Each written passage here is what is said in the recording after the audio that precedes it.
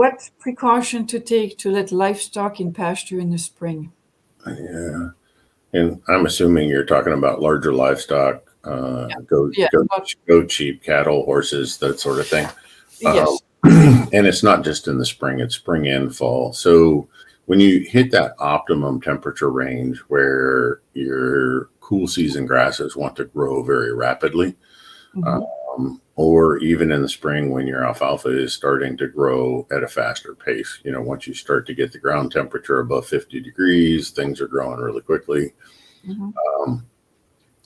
The fiber in these is not as digestible in the spring, right? The plant hasn't kind of balanced itself out coming out of winter dormancy.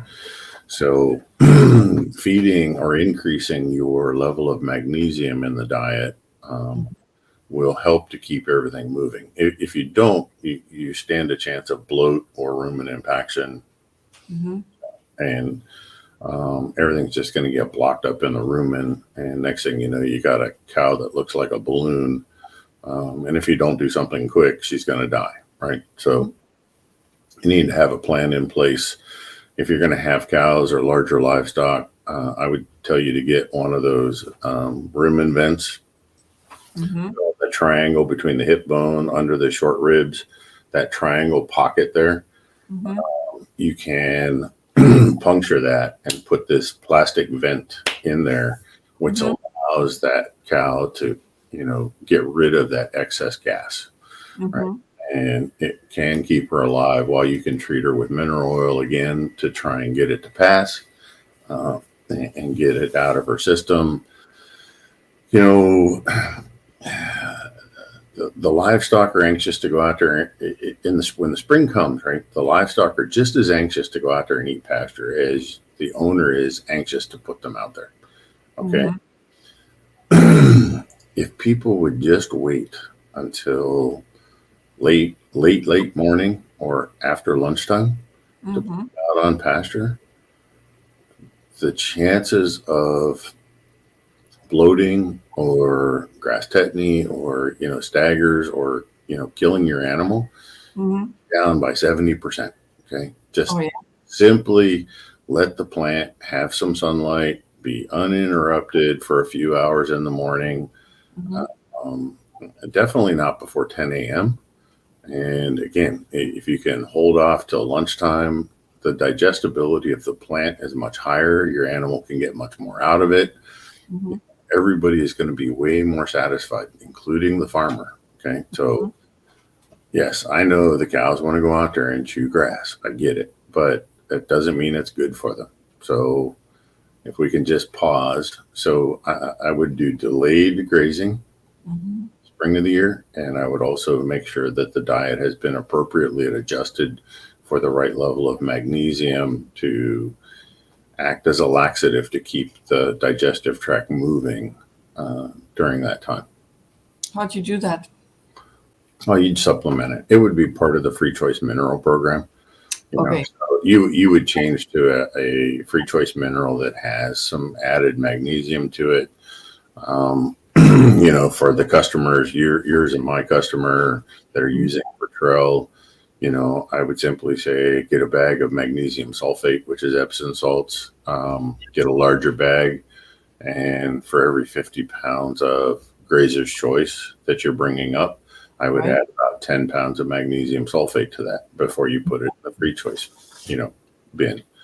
And that'll work fine.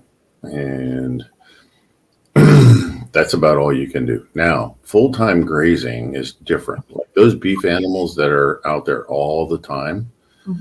Okay, so I'm one of these crazy people that watches animals, but if you watch their grazing times, they have major grazing periods. Okay, like they all get up, they all graze, right? And if the pasture is managed correctly and there's enough out there, then you're going to watch and they're all going to lay down and they're going to ruminate. And then a few hours later, they're all going to get up and they're going to graze some more. Okay.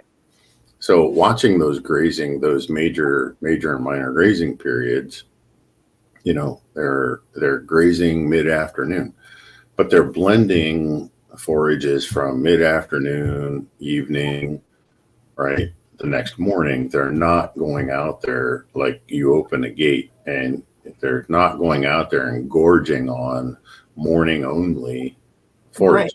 Okay. Yeah. Plus, they can adapt to it, right? Given time. Remember the 21 days for an animal's digestive tract to balance to, yeah. Yeah. So they're out there all the time, and they've adjusted to it, and they've learned how to eat that way.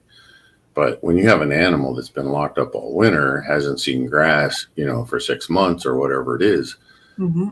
they're going to go out there, and it's like turning your kids loose in a candy shop on an empty stomach, right? And it's just not a good thing. So, if you can just wait till 10, 11 o'clock in the morning to Hmm. put them on the next paddock, you can save yourself a lot of issues. But Right. the farmer's in a hurry. He wants to get his chores done in the morning, and the cows are anxious to get on the next paddock. I get it. I fully understand all this, right? But a dead animal doesn't make you any money. Okay. No, it doesn't. No, it doesn't. It's just sad to see, a finishing animal that's 1,200 pounds, 1,300 pounds getting ready to go to market, and you got to drag it off with a piece of machinery to the compost pile. That is a lot of money lost. But I've heard of people who lose, whether it's because of pasture, because it's a hardware disease, because it's milk fever, whatever it is. Uh, it's a major loss. It's the small. I think the smaller the operation, the bigger the loss. Because if you have a small homestead who loses the dairy cow, if they have only one, Yeah, that's is huge. that's it's huge. It's Yeah. huge because they're not easily replaceable either. To find a good dairy cow that you're going to be able to hand milk, your little typical Jersey, it's not the type of cow that you want to lose. I mean, a beef animal is a lot of money too that you're not going to make. You've spent all your time raising that animal. But the dairy cow for a homestead, now you have no milk. If you're raising, chickens or pigs or whatever, and you're feeding Yeah. them, you might be relying on that milk for a, protein source for some of your other animals. Never mind the milk that you don't have for yourself either. So, I think that being able to deal with those issues and is important because the loss of it is uh, it's I, it's hard. It's I hard. agree. People just need to be patient. They need to understand the physiology of the plant, what's going on in the plant, Mhm. and in the pasture, and they need to understand the physiology of the cow. And just if you can just wait, don't change, don't change your paddock, don't turn them out. First thing in the morning. Mm. Uh, you can also let them fill up on some hay in the barnyard for a couple of hours before. And Yes. Jerseys won't do that. They're going to stand there and bawl at the gate, and then people are going to feel sympathetic for them, and then they're going to let them out. Mhm. And then 4 hours later, they've got a dead cow. Right, so it's just not worth it. So I think Joel Salatin, he changes paddocks every day at the same time of the day. If I mhm, remember correctly, it's in the afternoon right. that And he the does. reason you do that is the sugars are higher and the digestibility is higher. Yeah. So if you can wait until afternoon, Hmm. actually the best time to move the fence is somewhere around 2 to 3 o'clock in the afternoon when you have the highest sugar content. Right. Right. So you'll get more out of your pastures. You'll get better growth. You'll get better milk production. Hmm. But, people are in a hurry to get all their chores done, and they just can't wait that long. So, Yeah. But I do remember when we had a dairy cow. It was a bit of a treat if you went. They weren't loose on the pasture yet, but you go out there and you find them like a juicy dandelion. I mean, mhm. they see you coming like a mile away. They just And you bring up dandelions, and people don't understand that dandelions were put here for a reason. And dandelions are really high in protein. They're run around 25%, but that's not the point. So, dandelions are actually an excellent liver purge or liver cleanse. Mm-hmm. So, being on stored feed all winter long, right? Mm-hmm. To have a patch of, dandelions, don't go out and kill them. Don't go out and get rid of them, right? Mm-hmm. Your cow needs that to clean out her liver. Mm-hmm. The other thing is dandelions help mobilize calcium in the bloodstream, so you'll reduce those milk fevers. Okay. Okay. So if you had a paddock or if you had an area just for freshening your cow that was nothing but dandelions, Mm-hmm. she would be the happiest cow ever. You're not, because it looks horrible to have all these dandelions. But yeah, Love, huh? I love dandelions. Yeah, I don't kill dandelions. I let them be. When all those flowers are there, I share with the bees. But the yeah, flowers you can actually harvest and make dandelion syrup, dandelion jelly. You can make dandelion soda. I right. actually harvest those flowers and I pick the petals out and I freeze them so that when I have more time, say in the winter, I can make syrup, jellies, and all that. No, I love dandelions. But in all honesty, it has great purpose. And, it's part of the creator's plan that dandelions are that first thing that blooms in the spring, so to speak.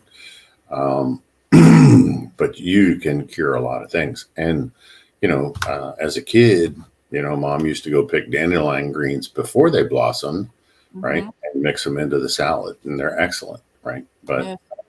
if people do a little bit of research on what the different plants and herbs actually do, Hmm. like dandelions, they would be less likely to walk around with a bottle of Roundup and try and make their property look perfect. So, Yeah. Yes. No. I love dandelions. I yeah, I just love them. Eating them. I never even pull them in the garden. If they are there, I just leave them. And when I go harvest some greens, from the garden, I pick a few of the leaves and add it to it. And the thing is that they are usually there for a little while, and then once they've brought some of the calcium from down deep, you don't see quite as many. They have a purpose even in this soil biology, yeah, and no, I love them. I leave them right next to my tomatoes, for example. They bring all that calcium up for the yeah, tomatoes, and they just thrive together. So yeah. I They don't hurt each other. So no, they don't. They don't. And no, dandelions. I'm a fan. I'm a big fan. people just don't understand their purpose. And then if you get the roots in the fall and roast them, that's a really nice coffee substitute. You can grind the roots and take them as a liver support year round. Yeah, Uh, love those things. There's a farm down in Lethbridge. If you look at their pasture in the spring, when it first comes up, it is literally a sea of yellow. good. There is so much of them. It's beautiful, and when you put animals on that kind of pasture, they go for the dandelions first. Yep, That's the first yep, pick. They yep. just love it. Absolutely, They just love it, and then I think they know. they But do. and They do. yeah.